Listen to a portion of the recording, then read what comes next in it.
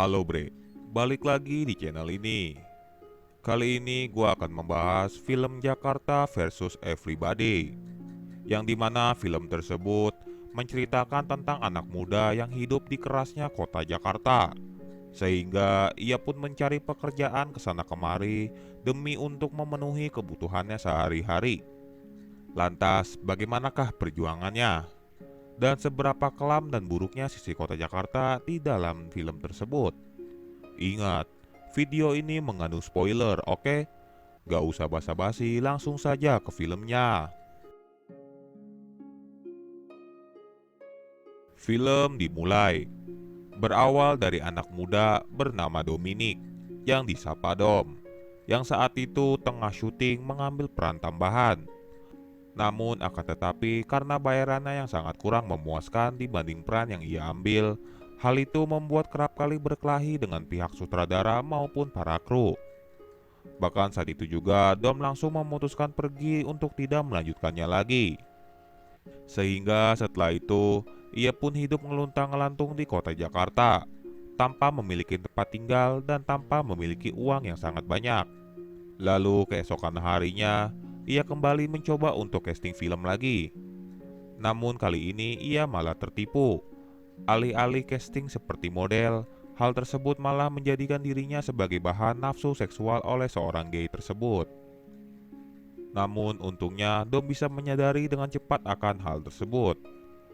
Lalu setelah pergi, ia pun menyempatkan mampir ke minimarket untuk membeli minuman. Lantas di sela itulah, ia bertemu dan berkenalan dengan si Radit dan si Pinkan.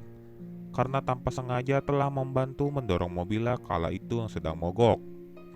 Maka karena cuma dikasih upah 5.000, ia pun meminta mereka agar mencarikan kos-kosan yang murah sebagai balas budinya.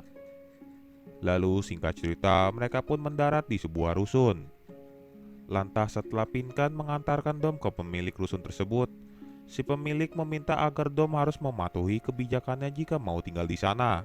Apalagi ia mewanti-wanti agar dirinya tidak main-main dengan narkoba di kawasan rusunnya. Hal itu karena belakangan ini rusunnya kerap kali dijadikan razia polisi. Maka setelah mendapatkan kamar kosannya, tanpa sengaja Dom menguping pembicaraan Radit dengan beberapa gadis di depan mengenai bisnis mereka. Akan tetapi karena Dom orangnya yang tidak terlalu kepo, ia malah lebih baik memilih memuaskan nafsu seksualnya dengan seorang gadis online. Namun tiba-tiba si Pinkan tanpa mengetok pintu langsung masuk memergokinya begitu saja. Sehingga ia pun mencoba menggoda dan meledeknya atas perbuatan yang sangat memalukan tersebut. Bahkan juga tidak lama Radin Put juga ikut masuk ke kamar kosannya. Sehingga karena iseng, Don ternyata penasaran menanyakan pekerjaan si Radit. Lalu dengan mudahnya Pinkan menjawab sebagai BD narkoba. Sehingga tanpa mikir panjang dan karena memang sangat membutuhkan uang, Don menawarkan dirinya untuk join bareng mereka. Lalu setelah itu, si Pinkan memanggil Dom untuk memerhatikan apa yang dilakukan Radit di kamar kosannya. Maka saat itu juga ia diberitahu bahwa Dom akan bertugas sebagai kurir narkoba. Sehingga Pinkan dan Radit mewanti-wanti agar ia selalu berwaspada dan berhati-hati ketika melakukan tugasnya. Lantas setelah itu mereka semua pun berkumpul di dalam mobil untuk bersiap-siap. Lantas mulailah satu persatu kurir diturunkan di beberapa tempat sesuai operasinya. Lalu singkat cerita siang harinya di tempat barbershop milik Hiradit, Shidom merasa tugas tersebut sudah ia pahami perlahan-lahan cara kerjanya. Akan tetapi lagi-lagi Pinkan mengingatkan agar jangan meremehkannya, sehingga agar selalu memakai otaknya ketika beroperasi, agar tidak mudah dijebak dan dilacak oleh polisi ketika transaksi berlangsung. Dan benar saja, baru dibilangin oleh si Pinkan, si Radit memberitahu bahwa kurir gadis tadi telah tertangkap basah saat operasi. Lalu di lain harinya, si Dom mendapatkan tugas untuk mengharuskan ia beroperasi di area stasiun kereta api. Sehingga ia pun menyelipkan barang tersebut di selipan bangku kereta. Maka tidak lama kemudian, pembeli pun datang mengambil barang tersebut dan seketika pergi begitu saja. Lantas setelah dinyatakan berhasil melakukan tugasnya, kini ia bisa mendapatkan uang dengan mudah selama menjadi kurir. Bahkan juga cara mainnya ia tidak lupa selepas selesai operasi, langsung membuang dan mengganti SIM cardnya dengan yang baru. Maka setelah itu di malam harinya, ia masih beroperasi di daerah Pasar Baru dengan cara alih-alih menanyakan alamat atau jalan. Lantas di keesokan harinya lagi, si Radit tiba-tiba datang langsung menggeledah tasnya si Dom. Hal itu dilakukan karena Radit takut si Dom adalah seorang intel yang sedang menyamar. Lantas setelah dirasa bersih dan aman, ia pun mengajak Dom berpesta narkoba di kosannya sampai teler. Bahkan juga terdapat pria brewok yang ikut hadir di sana. Lalu hari demi hari, si Dom sudah mulai ahli dalam misi operasinya, mulai dari menyamar sampai memberikan beberapa kode dan sandi kepada pembelinya. Bahkan juga ia kembali lagi ke stasiun tersebut untuk mengantarkan barang kepada gadis yang di kereta pada waktu itu. Namun kali ini si Dom malah iseng mencoba mengerjainya. Maka setelah itu, ia pun langsung bergegas pergi ke bandara sesuai perintah si Radit. Sehingga supaya aman dari pemeriksaan, si Dom menyimpan barang haram tersebut di plester tangannya. Hal itu seolah-olah seperti sedang terluka. Lantas setelah sampai, ia pun menempelkan plester tersebut di kursi yang ada di sana. Lalu malam harinya, ia datang ke klub tempat kerjanya si Pinkan untuk bersenang-senang. Namun terdapat pria brewok itu lagi yang sedang memperhatikan si Dom dan si Radit dari kejauhan. Lantas karena si Dom tidak menyadarinya, ia malah melanjutkan kesenangan duniawi untuk memuaskan nafsunya di dalam toilet. Sehingga setelah itu si Pinkan mengetahui bahwa si Dom habis bermantap-mantap. Namun akan tetapi saat keluar dari toilet, nampaknya si Radit malah mencurigai mereka berdua. Alhasil si Pinkan dan si Dom diinterogasi di dalam mobil karena mengira mereka selingkuh secara diam-diam. Lantas mereka semua pun menjadi berdebat saat itu. Namun entah apa yang dipikirkan si Radit saat itu, dengan bodohnya meminta Pinkan agar mencium bibirnya si Dom di depan matanya. Tentunya hal itu langsung ditolak mentah-mentah oleh si Pinkan. Lalu singkat cerita, si Dom menguping pembicaraan mereka berdua di tangga pada pagi harinya yang memperingatkan si Radit agar berhati-hati, kata si bewok. Namun entah hati-hati dari apa saat itu, polisi atau si Dom sendiri. Lalu siang harinya, si Dom langsung beroperasi di sebuah pasar yang sangat ramai dengan menaruhkan barang haram tersebut di antara telur-telur. Lantas setelah berhasil, selanjutnya ia kembali beroperasi menyamar sebagai tukang pikul es. Akan tetapi kali ini pembeli tak kunjung datang juga. Sehingga ia pun memutuskan untuk pergi secepatnya karena takut dijebak. Lantas setelah kembali dengan selamat di kosannya, ia sempat menyesali pekerjaannya tersebut. Sehingga ia kembali menulis mimpi-mimpinya di tembok, berharap semuanya mimpinya akan segera terwujud dalam waktu dekat. Lalu beberapa hari kemudian, lagi-lagi ia kembali ke stasiun untuk bertemu dengan gadis tersebut itu lagi. Namun kali ini si Dom berniat berkenalan dengannya.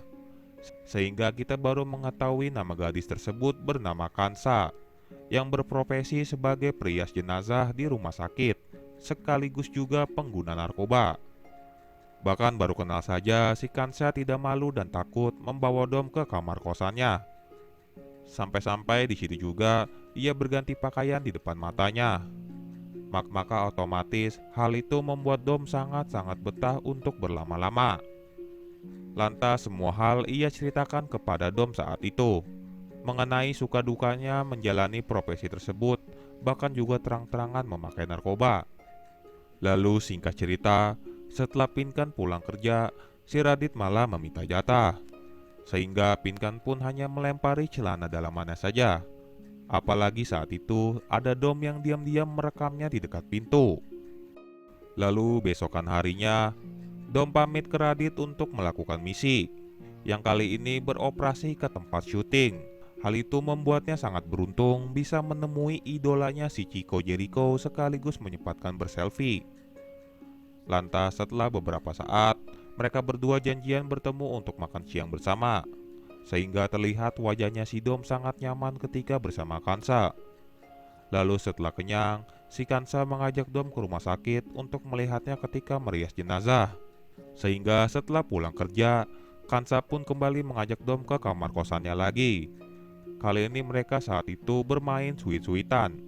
Kalau ada yang kalah, hukumannya adalah melepas pakaian. Sampai pada akhirnya mereka berdua sampai di titik tersisa hanya pakaian dalamannya saja. Dan ujung-ujungnya mereka berdua malah bermantap-mantap. Lalu keesokan harinya, Dom bersiap-siap pergi ke kantor. Saat itu dikira Dom ingin melamar kerja, tahu-taunya sedang menyamar lagi untuk mengantarkan barang tersebut. Lantas ketika Dom pulang, ia diperingatkan oleh pria brewok agar berhenti menjadi kurir narkoba sebelum terlambat. Namun hal itu ia hiraukan, tetap melanjutkan misinya pada malam hari, menyamar menjadi bencong. Maka setelah berhasil, ia pun menyempatkan diri untuk nonton layar tancap bersama ibu kos di pinggir jalan. Namun setelah itu ketika di rumah, ia kembali merasa putus asa akibat kerasnya hidup di kota Jakarta, yang membuat nyawa dan hidupnya terancam selama menjadi kurir saat ini. Lantas ketika sudah memikirkan itu matang-matang di depan Radit, si Dom langsung saja meminta ingin berhenti menjadi kurir, sehingga Radit pun tidak terima begitu saja. Namun setelah reda usai perkelahian tersebut, si Radit meminta agar Dom menjemput Pinkan pulang kerja terlebih dahulu. Lalu setelah itu, Dom pergi ke pasar menemui seseorang untuk memberitahu bahwa bandar narkoba si Radit ingin mengambil barang tersebut pada malam hari. Lalu pada malam hari pun tiba. Ketika sedang menjemputnya, si Dom tiba-tiba langsung mengajak Pinkan pergi ke Ancol. Maka ia pun menyempatkan waktunya tersebut untuk bersenang-senang. Bahkan juga bisa bermantap-mantap di dalam mobil dengannya. Lalu setelah Heaven pulang ke kosannya, tiba-tiba si Dom mendengar suara tangisan dari si Pinkan. Lantas setelah dicek, ternyata Radit telah tertangkap sewaktu mengambil barang tersebut semalam. Sehingga ia pun langsung bergegas ke kantor polisi untuk memastikan dari kejauhan. Dan ternyata pria brewok tersebutlah yang telah menjadi cepu atas penangkapan si Radit. Dan terjadi perkelahian di antara mereka saat itu. Lantas karena takut ikut terseret juga, si Dom langsung buru-buru minggat dari kosannya tersebut secepat mungkin. Bahkan si Pinkan malah tengah asik menghibur dirinya sendiri supaya tidak stres. Sementara si ibu kos tanpa sengaja menemukan narkoba jenis sabu di lemari dapurnya. Lantas dikira ia akan membuangnya saat itu atau apalah, ternyata malah ia pakai sendiri dengan sepuasnya sukaria. Dan film pun berakhir. Jadi itulah bre, film Jakarta versus Everybody, yang dimana film tersebut benar-benar tidak dibuat untuk bocah. Jadi kalau masih ada yang di bawah umur sangat dilarang keras untuk ditonton bre. Apalagi hal itu benar-benar menceritakan real life kehidupan kerasnya kota Jakarta. Tentunya dengan banyak mengandung ragam sisi gelapnya pastinya. Bagi kalian yang ingin menontonnya silakan ditonton saja bre, oke? Gua juga udah upload beberapa video di channel ini. Silakan dicek dan ditonton juga bre. Jangan lupa di like, komen, dan subscribe. Lalu nyalakan tombol notifikasinya biar kalian tidak ketinggalan video baru dari gua ya. Oke, bye.